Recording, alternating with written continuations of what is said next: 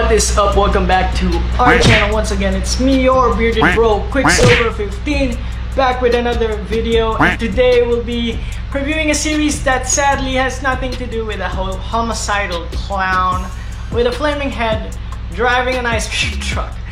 And of course, this series we're talking about is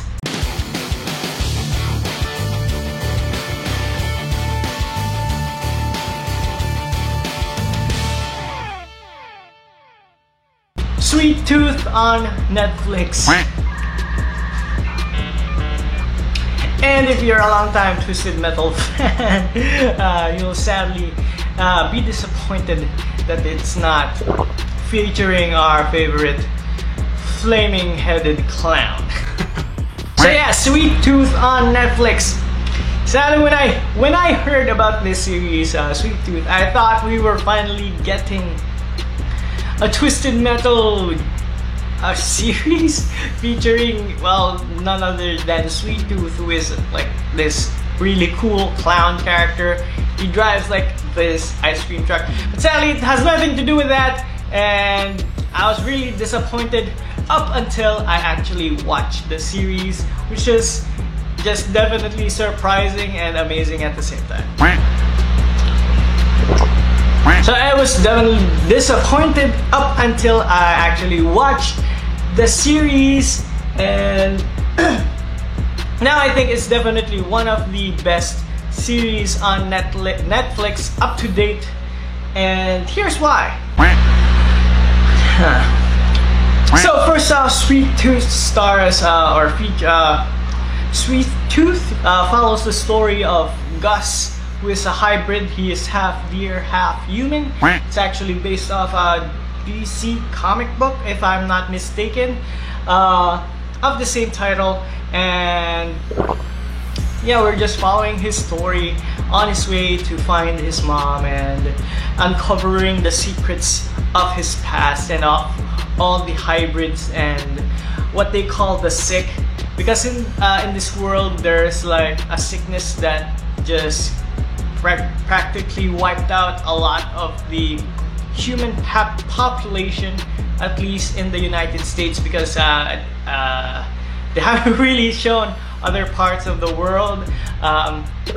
So yeah, definitely the United States is just plagued with this particular virus called the sick, and people are actually blaming the hybrids, or the half human, half animal children, because after the development of this disease and it started to become a pandemic, no new human children are born into this world. They are all hybrids, and of course some people just put two and two together, and they just blamed everything on the hybrids and sought to eradicate them all for spreading this disease. Of course, us, the audience, know that that's not the case, and that hybrids are actually not the cause of the sickness, and they should be protected. And actually, in light of recent pandemic, I think definitely the story is actually very timely and relevant to date, because the pandemic has definitely shown us the two extremes of humanity, where there can be bad and good, and that is also portrayed well in this series. And I hope this series can be an eye-opener for a lot of people. Let's go over the main characters of this series. We have Gus, of course, the main character. He is the original hybrid, and his story actually revolves around the death of his father figure, and now that he's trying to find his mom. And definitely the kid's acting is very innocent-like, and it's very charming. Although I have to say his inexperience definitely shows more obvious in the parts where Gus should be angry, or yeah, I guess the kid really can't show anger very well.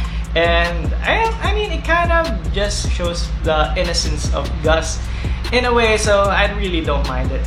Another interesting character is Jep. Gus's second father figure in this series. He's actually a hunter, or well, they're a last man. So they're actually tasked of killing all the hybrids. But when he met Gus, he actually is at a point of his life where he kind of questions what he's doing, and should he continue becoming a hunter? So yeah, that's definitely a very powerful redemption arc going on with his character, and we'd love to see how that goes in the next few seasons. Another super interesting character is Dr. Sine. I can't say, but he's the Indian doctor, and his moral dilemma in this series is just off the charts because he's tasked with finding the cure, and the previous doctor who was tasked for this cure actually had to dissect hybrids, and since his religion actually is Hinduism, I think, he actually doesn't want to just kill stuff, but it's for his wife, and he does a lot of other things that go against his nature, and it's just such a powerful arc, and I love his story, and he has to do a lot of things that he doesn't want to, and that just such a very human character. And yeah, I just love his character, and at some point you will kind of hate his wife because he's forced to do these things out of love, but yeah, that just goes to show how awesome his character is, and definitely one character you have to keep track of over this series. Basically, most of the main heroes of this series are super interesting. We also have a character called Bear, and she is the leader of a rebellious group of teenagers who want to protect the hybrids, and also her character and her story arc is pretty interesting as well. So a lot of really good writing is in play for Sweet Tooth, and again, definitely I think it is definitely one of the best series on Netflix. And let's talk a bit about the main bad guy of this series, which is General Abbott, and his motivation for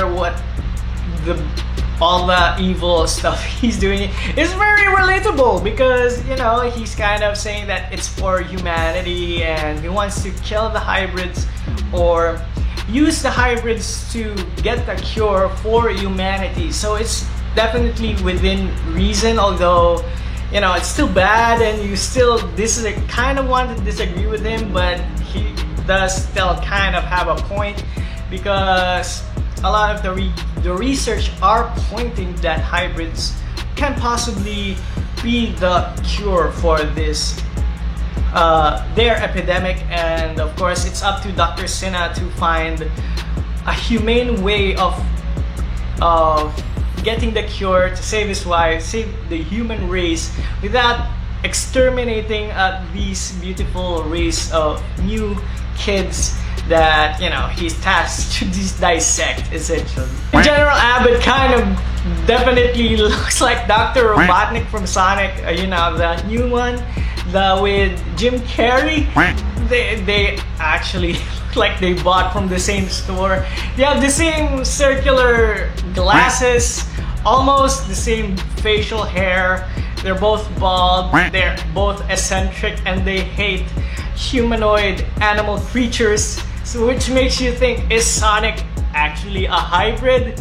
Is it connected to the Sonic universe? Is it a precursor to the Sonic universe? We don't know. I can see a lot of theories going on about that. So it's really crazy, really fun. I love the actor, how he does things. Of course, it's not Jim Carrey, but he's very charismatic, and you just love to hate his character as well. The tonality of this series is just very amazing how they did it, because it feels very light, very friendly, a lot of the times, but then it definitely flips. It just flips the switch super fast, and it becomes really tense, really dark, real fast, and it's just super amazing to see. I love watching that dynamic of the story where there's an innocent part for Gus, and then for all the adults, it's just all hell breaks loose on this series. And although it's not as gory as other series on Netflix, because of the light tonality and then the sudden switch to the dark tones of this series, it's definitely still very impactful, and it carries the same weight as the super ultra violent scenes. And yeah, it's amazing they did that without really showing any gore.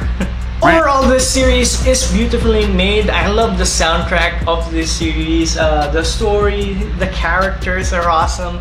They're all pretty relatable and very human characters because you get to see their motivations. And again, a lot of the character development over the series is just amazing. We get to see Jeff's redemption arc, Gus's kind of